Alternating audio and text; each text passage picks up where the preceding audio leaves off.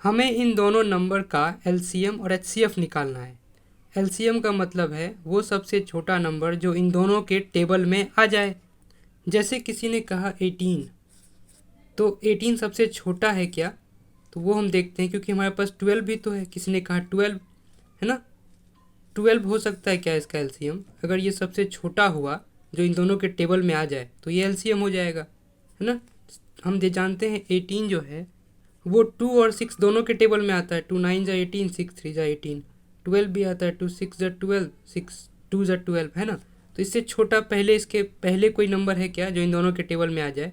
तो हम जानते हैं 6 भी तो है ना? 6 2 के टेबल में भी आता है और 6 के टेबल में भी 6 आता है। 6 1 जा 6।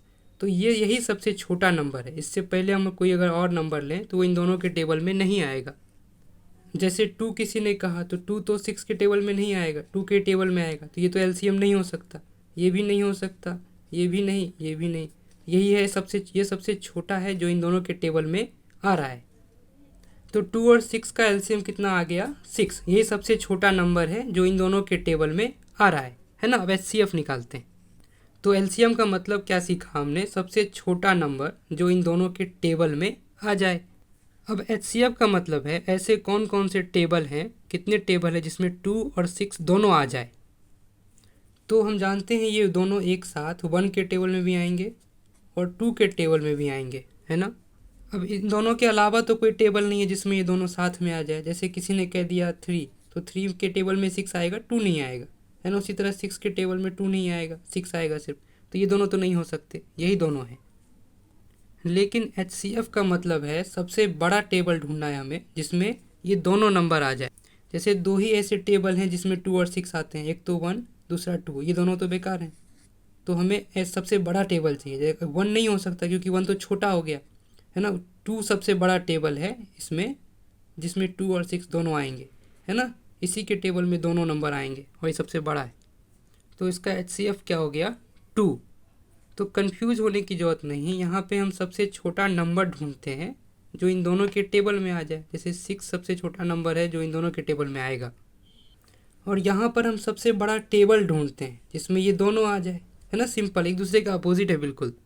हम एक और एग्जांपल देखते हैं। जैसे 3 और 7 का हमें एलसीएम और एचसीएफ निकालना है। तो एलसीएम का क्या मतलब है? सबसे छोटा नंबर जो इन दोनों के टेबल में आ जाए। 3 में भी आ जाए, 7 में भी आ जाए। जैसे किसी ने कहा 7, तो 7 तो 3 के टेबल में नहीं आता, 7 के टेबल में आता है। तो ये तो नहीं हो सकता, है ना? उसी तरह 14 7 के टेबल में आएगा, 3 में नहीं आएगा, ये भी नहीं हो सकता। 21 जैसे देखा तो 21 3 के टेबल में भी आता है, 3 7 या 21, और 7 के टेबल में भी आता है। ये बिल्कुल सही है ना?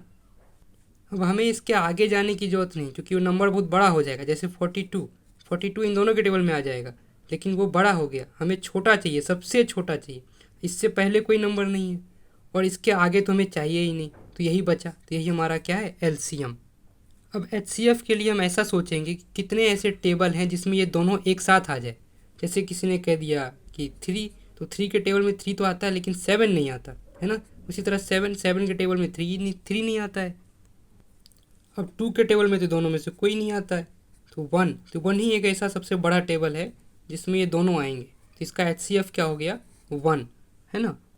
ठीक है, तो आगे की कहानी हम नेक्स्ट पार्ट में सुनेंगे।